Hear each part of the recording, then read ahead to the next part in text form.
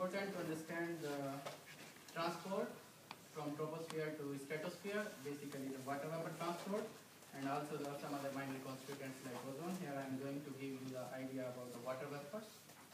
So the science objective of this study is basically to examine the water vapor transport from the source region, basically in the lower troposphere to the lower stratosphere through the tropopause region, the role of convection in determining the spatial distribution of water vapor over tropical UTLS, to see whether it contributes to hydration or dehydration, and more specifically the interseasonal oscillation in water vapor over Asian monsoon region and the Indonesian Australian West Pacific region.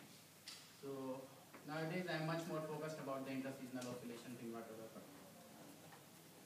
So in this study we have used water vapor data from the microwave limb sounder satellite on board Aura. So the useful range of water vapor data is from 316 hectopascal to 0.002 hectopascal level.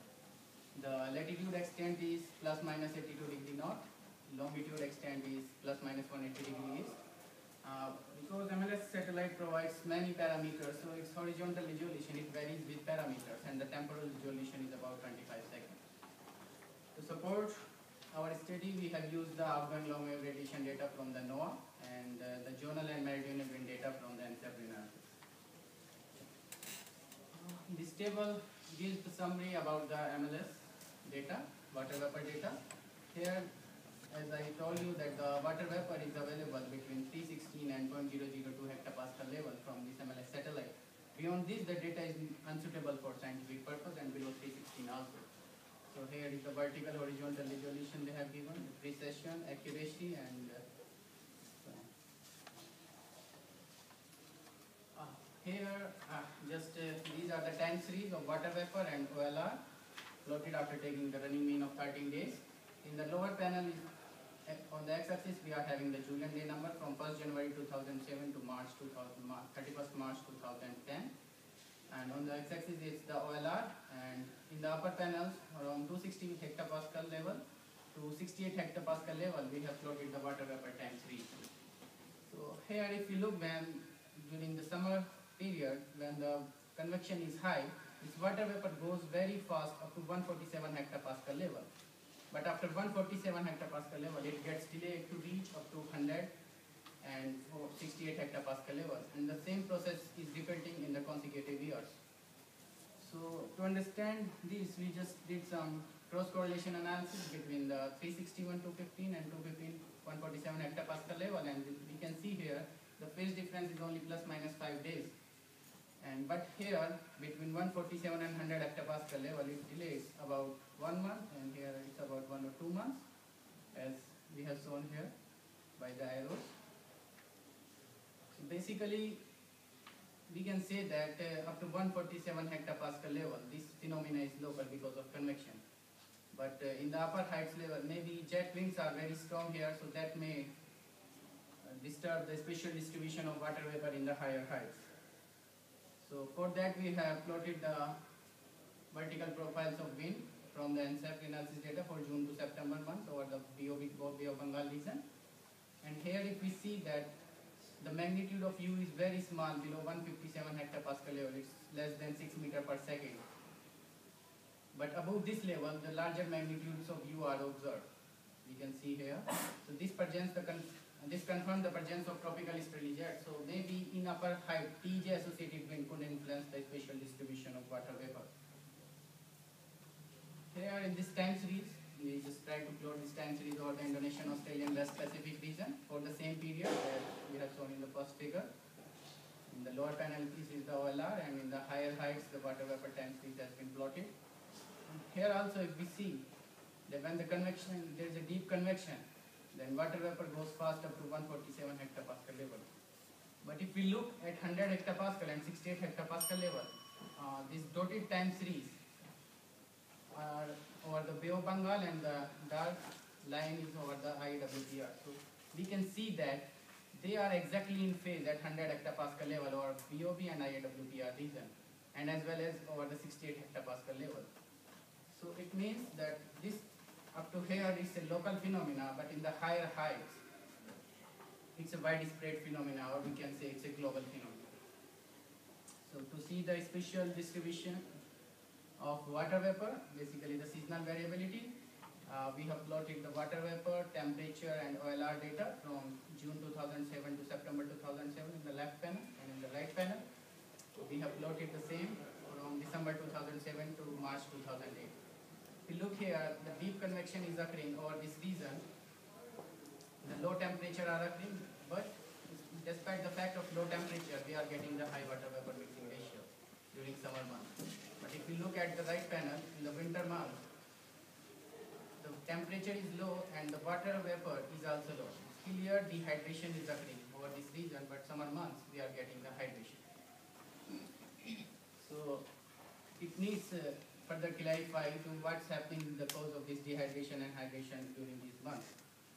So now I will give you just some few examples of the interseasonal oscillation in water vapor. So for the same period from May, June, July, August, September, we have plotted the anomaly time series of water vapor, OLR and temperature, or BOV and as well as IAWPR. So after plotting the time series, we just see that there is 30 to 40 day wave period is dominating here. So to confirm that wave period, we did the power spectrum for the smooth time series at BOV and IAWPR for water vapor, temperature and OLR. So interseasonal oscillations, the scientists have already confirmed in temperature and OLR.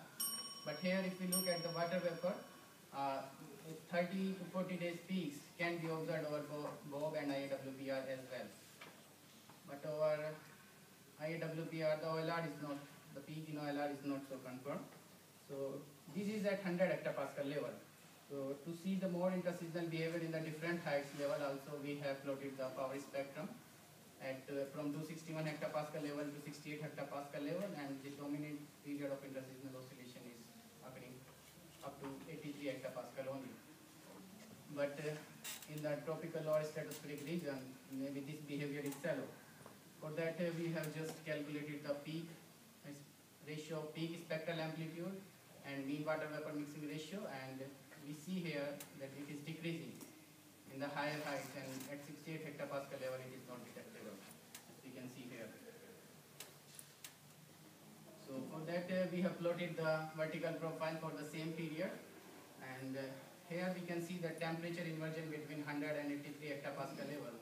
This may be inhibiting upward propagation of 30 to 40 days oscillation. So the summary is that water vapor up to 147 hectopascal level, it indicating a role of convective threat in transporting the water vapor upward, and observations over both region and other longitude sectors so that the transport of water vapor is slow above 100 hectopascal level, but it takes about 2 months for the most air to reach in the lower stratosphere. The slow ascent of water vapor is high in higher heights, suggests that TEJ associated winds could influence the TEJ can play an important role in the spatial distribution of water vapor as the air rises slowly in the tropical lower stratosphere. Almost interseasonal oscillation of 30 to 40 day period is also occurring at 100 hectopascal and in the lower heights also. So this oscillation is noted to be closely associated with similar oscillation in OLR and temperature over Asian monsoon region as well as our IAWPR region. So the interseasonal oscillation is noted to be weaker above 100 hectopascal. This indicates that this oscillation is held in the tropical lower stratosphere. So we need to further investigate the interseasonal oscillation basically in the at 100 hectopascal level. So nowadays I am just doing some work regarding the interseasonal oscillation at 100 hectopascal. Thank you. Thank you very much.